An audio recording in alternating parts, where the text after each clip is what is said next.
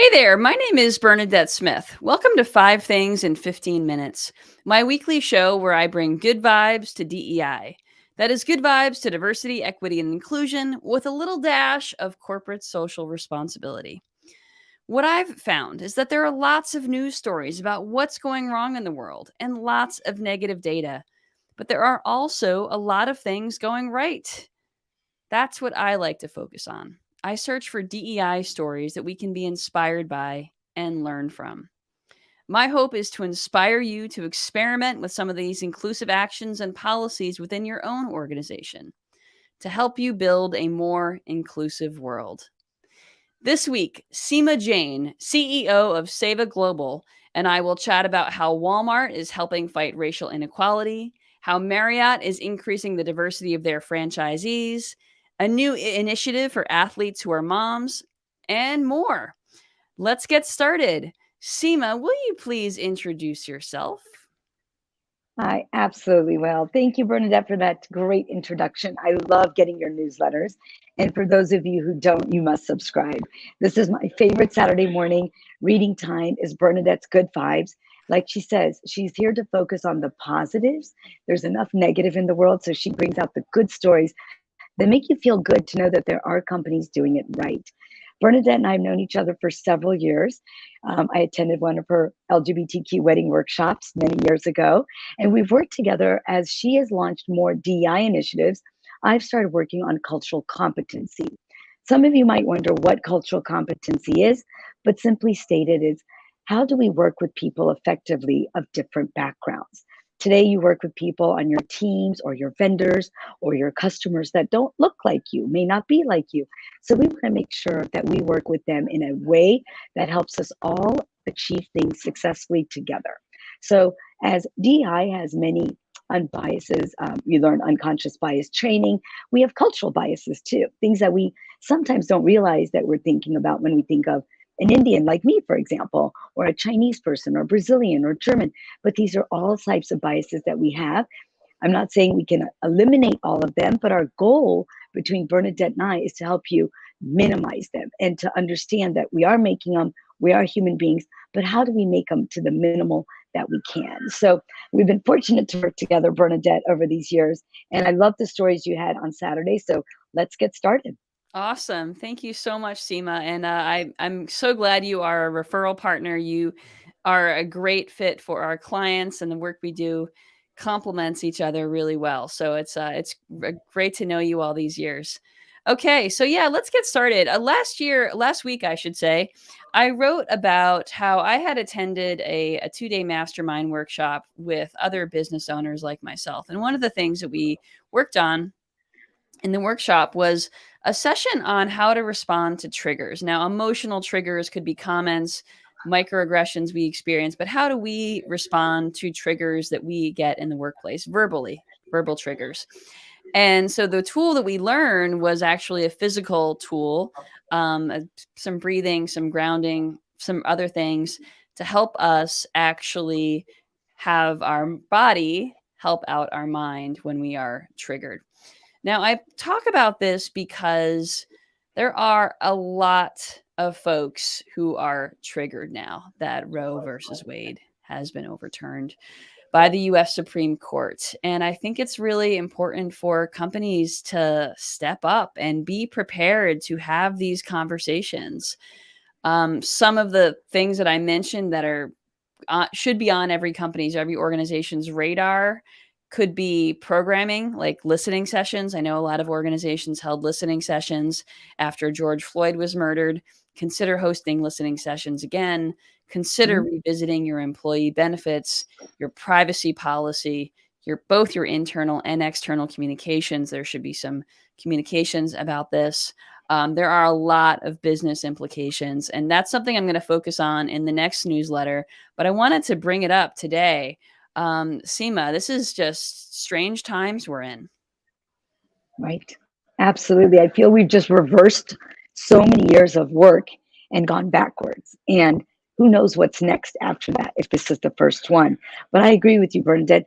Letting people know that it's okay not to be okay is appropriate. And having town halls, times for people to collect and share their thoughts and feelings is good for mental health, for emotional well-being on a topic that is very sensitive to many, especially women around the world, but even many males too. So I think it's great if companies do encourage this and not, put it behind, talk about something and let others react however they wish to react, whether it's with anger, whether it is they just want to be silent but listening.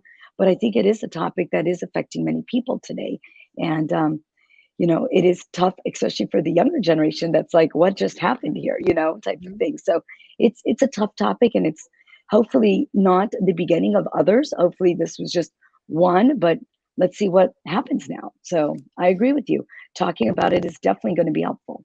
Yeah, absolutely. And for anyone who's watching or listening, if you are really proud of what your company is doing, what policy you've put Mhm. in place, something that you've already seen or read, anything, any communication that you just think is really powerful, please share that with me so that we can share it with the readers, listeners, and viewers of Five Things.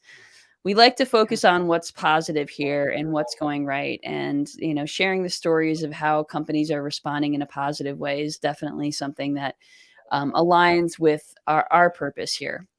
Okay, so let's look at the first story from this week, Seema. Allison Yeah. Felix, who is an Olympic athlete, a gold medalist, a runner, she has launched a new initiative to provide free childcare to athletes, coaches, and staff at the U.S. Track and Field Championships. And her sponsor, Athleta, is actually sponsoring the program. Together, they've given out grants of more than $200,000 to help these folks pay for childcare, and it's a pretty amazing program. It is. Absolutely. First of all, kudos to her and Athleta for putting this together. Love Athleta. It's one of my favorite stores. But you know what's interesting, Bernadette? I never even thought of this because not being a Olympic medalist or an athlete to that level, it's not something that you and I may have personally thought of that it impacts. But I'm so proud of her for taking this initiative and realizing that it is something that could stunt her career if she doesn't have, or other athletes don't have, the appropriate childcare to do so. And I love that organizations like Athleta are supporting, are providing the monies so that they can continue on into their career. No different than a football person, maybe having an injury or something, right? It's limiting them. So what do we do to help them at times? But I love that they are doing things like this, that they're recognizing that in order for her and other athletes to go further in their career, they need a little help. And that's what they're doing here.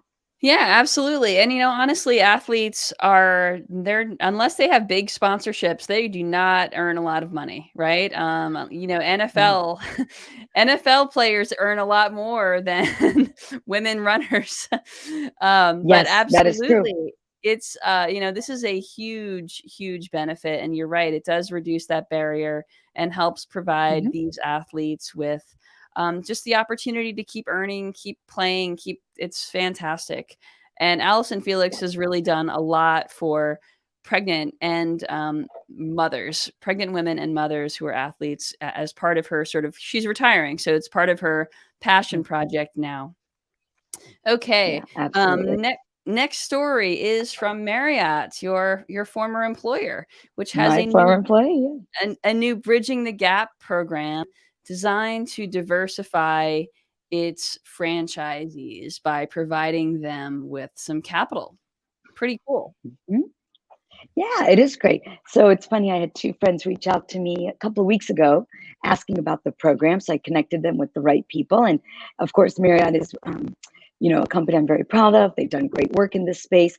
And I love to see the hospitality industry, amongst other industries, doing good work to help, again, bridge that gap, right? Giving opportunities. So these were two Indian women who were also trying to get in, developing their own hotels, and listening and learning from the program. I think the most important part for any hotel company when they do these is to also realize, like, what is your scope? How much are you actually helping? And to lay out a really good plan so that if the woman who's coming in, or the a black person, indigenous people of color, whoever it is that is seeking that, knows exactly what they're getting into. Is it A through Z, or is it just these few items? But I think if the program is laid out extremely well, they will know what the expectations are, and that's going to help as well. So I've seen other companies do it. I think this is great initiative by Marriott. It's a question of, how much is that help of handholding versus here's what we can do on a financial basis. And I think when I see things like this, I'm very proud, Bernadette, that companies are doing it. I hope in general, in any company, that they're doing it for the right reasons, not just because everybody else is doing it, but they genuinely want to do this and help bring that the social disparity down a little bit. So, I think all these companies are doing a great job. It's just a matter of making sure they're doing it for not just the checkbox, but really for the holistic picture of the whole thing. And I'm sure Marriott is doing it for the right reasons, but I want to make sure that any company that does it for the real true intention of the purpose. Yeah, I think the real important part here is not just to hand out money, right? But to also provide some Correct. additional resources, programming, and support to help these new franchisees become more successful. And that's definitely Mhm. what this program does, because the systemic racism has created an awful lot of barriers that Black people in particular have to overcome. And these types of programs really do start to level the playing field. There is definitely a lot of work to Correct. do, but it's a start, right? Okay, so Absolutely. next up this week, Google is allowing LGBTQ plus owned businesses like my own Mhm. to tag their businesses in Google Maps. So now, if I wanted to, which I don't have a storefront, so it doesn't really make sense for my business, Yeah. but if I wanted to, I could actually go into my Google Maps profile, my business profile, and I could tag myself as an LGBTQ owned business. And users would then be able to search Google Maps by that term, LGBTQ owned business. And so it increases exposure of businesses like mine. Well, not exactly like mine, but businesses owned by people like Yes. me. Yes, I love it. When I saw this article, I was so happy because I thought about things that during Pride Month or any time of the year, if I wanted to support someone, how great is it that I could find out right away who I could support? And especially when it's this particular June month, want to give back a little bit, want to help somebody. Absolutely. So I love that they've integrated this. I think they've had Latino, Black, veterans, different ways that you can identify. So I think it's great that they've taken it another step up and doing this. So kudos to them. Yeah, absolutely. I mean, again, it's about expanding access, and in this case, it's expanding access to potential buyers and just make it easier for us to be found. So nice work, Google. Okay, next up is a new policy by Walmart, which has been showing up in Five Things a lot lately. Walmart's new policy is designed to reduce the racial health disparities experienced by Black women, Black mothers. There's a much higher rate of mother mortality. And so they're providing a doula stipend. I think it's $1,000 for Yes. associates in several U.S. states as part of medical benefits. So doulas are amazing, really helping mothers and parents have a better experience giving birth. Yeah. And I love it. I think Illinois is one of those states too, Bernadette, that it Is came it? I through, thought it was starting with Southern. Louisiana. Oh, was it? It was Louisiana, and then I think it was a couple other states in there as well. But I thought it Awesome. said Illinois. But love that $1,000 can go a long way, and love the fact that they're looking at a woman's entire well-being, Mhm. and from pre-birth to birth, postpartum, it's a lot. And especially with COVID times, it really did trigger some other, emotional needs as well. So I think it's great. I know other companies are doing it as well. And I think it's great that Walmart is trying to help the woman have a better experience, right? This is a lot to take in for a woman when you don't have a support structure. So to have that doula is going to be great. Even if it's not a lot, it's a little bit towards helping them achieve a better experience when having a baby. Yeah, I think it's So I actually think gonna it's right. go I think that stipend's gonna go a long way in those states, actually, and I think it's a really important program because it really does it's really about the overall health of the employee, right? And keeping people Right. alive, like, it's literally a Yes. matter of life or death, and, I think it's a fantastic program. Similar Yeah. but different is a new program by Walgreens, which is also designed to reduce the racial health disparities. In this case, some of the problems that come up when there's a lack of diversity in clinical trials. Because Mhm. what Walgreens is doing is offering up their stores in 9,000 stores as a host location for clinical trials for new medicine and medical devices as a way to increase the diversity of the people in those programs. Because Mhm. historically, people who are participating in clinical trials for drugs and medical devices have to go to places like universities and major hospitals, and it Correct. means that a lot of the people in those clinical trials it's a pretty homogeneous group. Absolutely. 100%. I think it's a great initiative. Like you said, pharmaceutical companies probably have a homogenous group that they work with when they use those traditional methods of clinics, hospitals, universities, things like that. But opening it up to the stores where Walgreens has what, over 9,000 locations. There's so much more now that's going to help bring probably a better, truer representation of what they're actually looking for now. And I think it's great because it's easier access for everybody to get to a Walgreens store than to go anywhere else and take time away. So I think it's great. I think this is going to be better statistics for the pharma companies as well, and seeing a different perspective now that the true number of respondents is going to be of a varied background. Exactly, exactly, and ultimately, this is about improving, I should say, health outcomes. So always looking for the win-win. Good news for Walgreens, good Yes, news for the pharma industry, good news for patients to come. So, thank you so much absolutely. for joining me today, Seema. It has been a pleasure having you here on 5 Things in 15 Minutes.